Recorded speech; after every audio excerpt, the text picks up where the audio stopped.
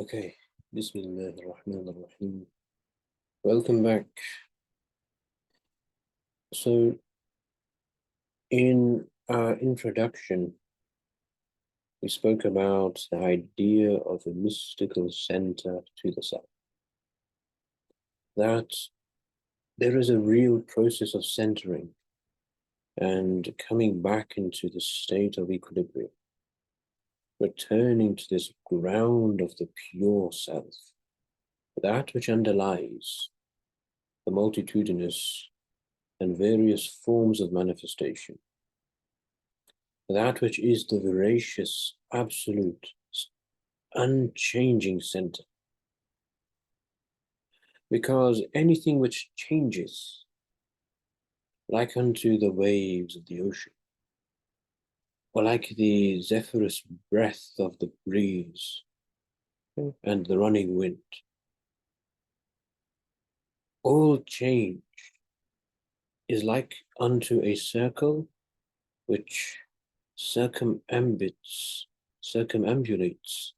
about its unchanging center, like the eye of the storm. And therefore, all this change of the self, the very breath, the pulse, the heartbeat, every word we speak, and every action which we enact, and every strike of the hand, and every step of the foot, all actions emanate from a pure center of bliss, of what you might call not inaction but unaction. And all thought emanates like the waves of the ocean from the dark abyss, the ocean vault, which is utterly still.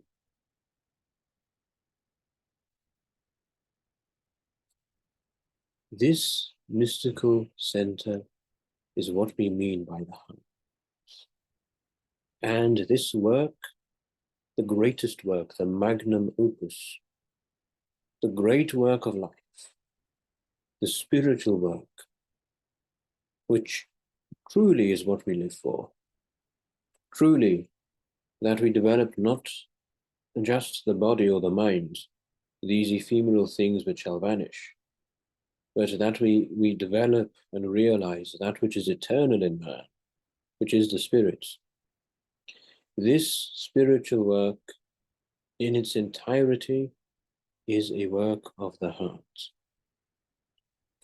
In its entirety, it is a work which begins and ends in the heart. And all this, therefore, may we call it a heart work and a heart meditation.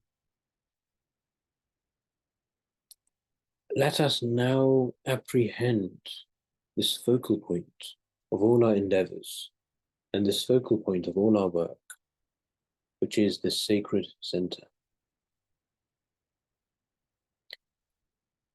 I have put two images on the right. Perhaps we begin with the bottom one. There is this archetype. I think in comparative linguistics, one word they use is mytheme, something like that, right? An archetypal thing which occurs ubiquitously in many strands and genres of literature across many of the world's cultures, traditions,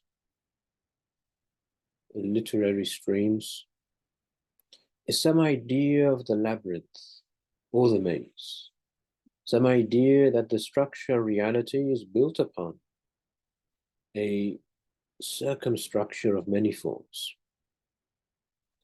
And the hero's quest, the archetype of the hero's journey, which is a meta-narrative of our life, ultimately is a quest to go from the circumcenter, to go from the circle of forms into the center of singularity.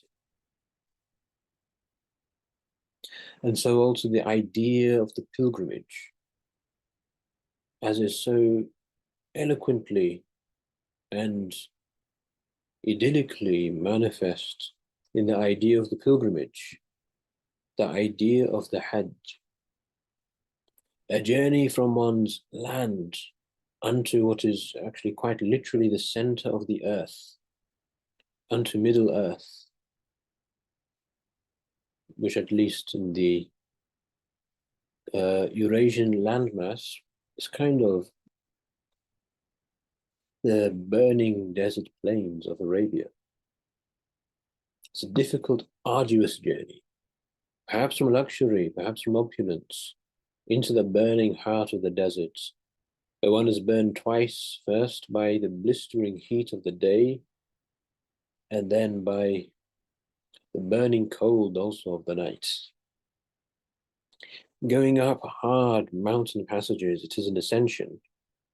It is an ascension going up the desert tracts, but leading ultimately unto this center of the world.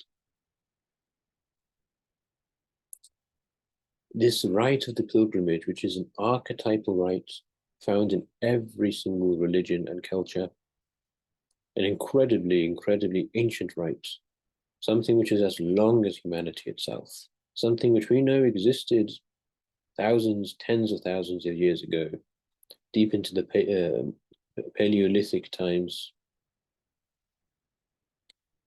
that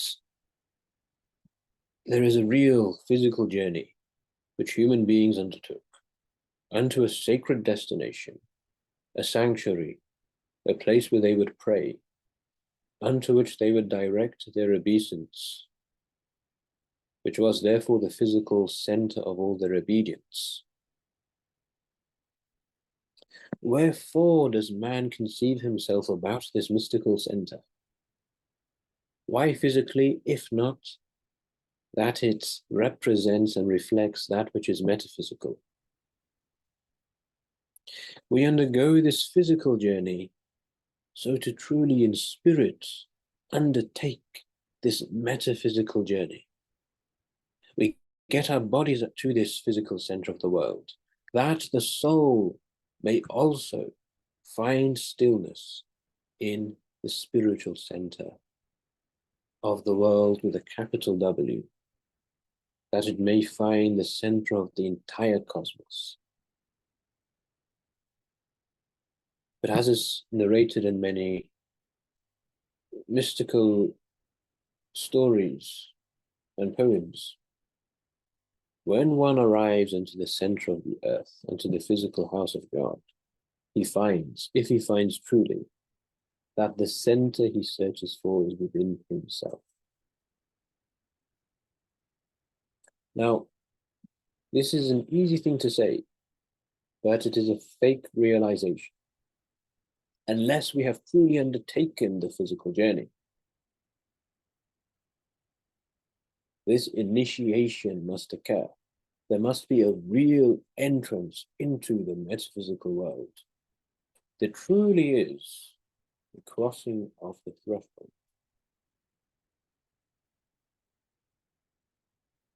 I'm always reminded actually of the third Pirates of the Caribbean movie.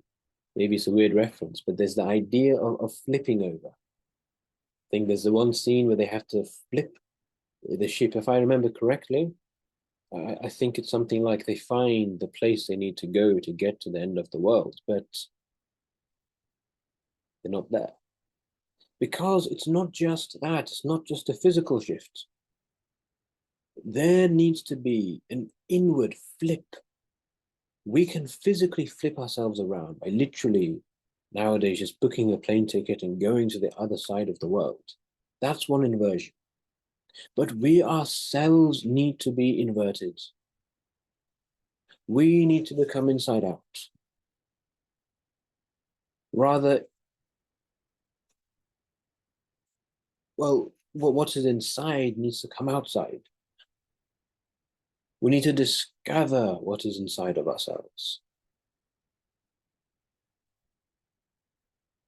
This physical work mirrors and reflects and facilitates the spiritual work,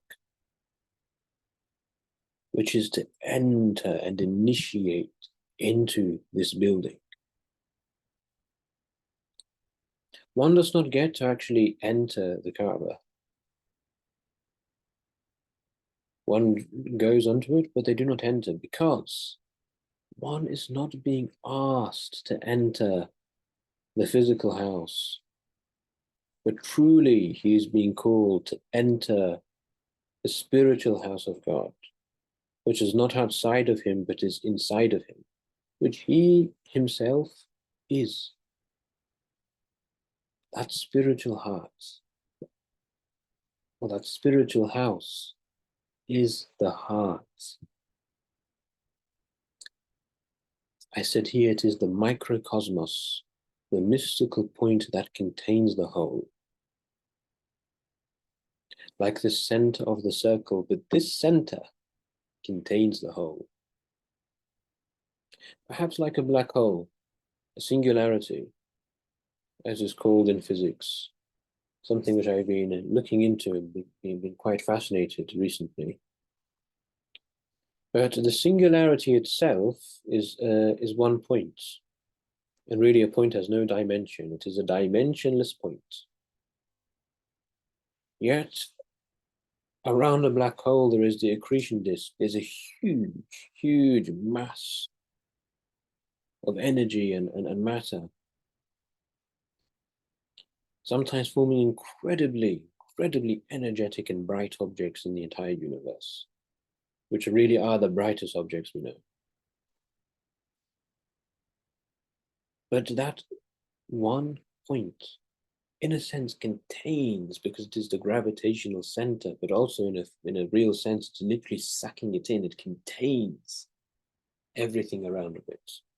And eventually it shall contain everything around of it, because everything around of it shall go inside of it.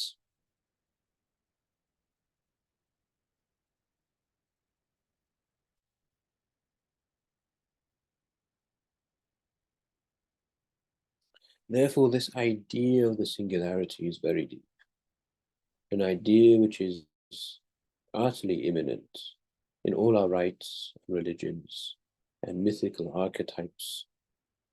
Also, that which is utterly present in mathematics, in physics, in cosmology, in real physical structures which are about us and before us, which we see and experience.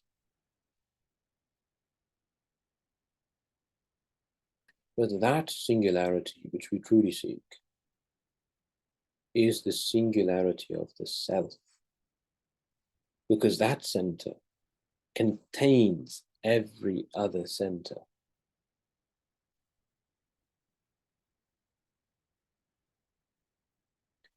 The work of the heart, therefore, is a work to come into balance and equilibrium, to find that holy balance in which one is therefore truly at rest.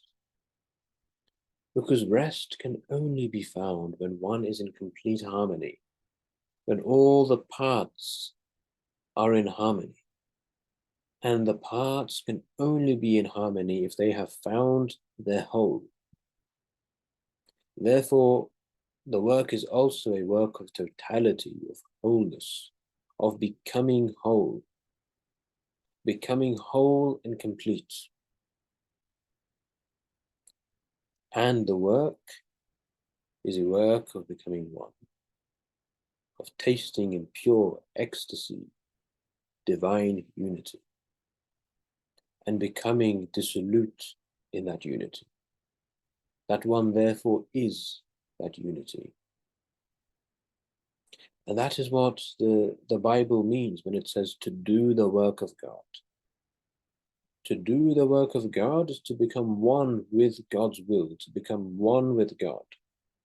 Therefore, one will do the work of God. That is the meaning to be a servant of God, because one has become utterly aligned with the absolute infinite singularity, which is what we mean by God.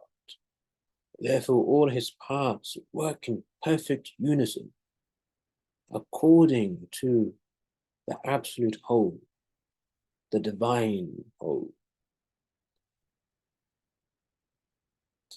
And this entire work to find the secret of secrets and the holy of holies, the most valuable treasure, the pearl of great price, for which you would sell and sacrifice everything if you knew what it meant.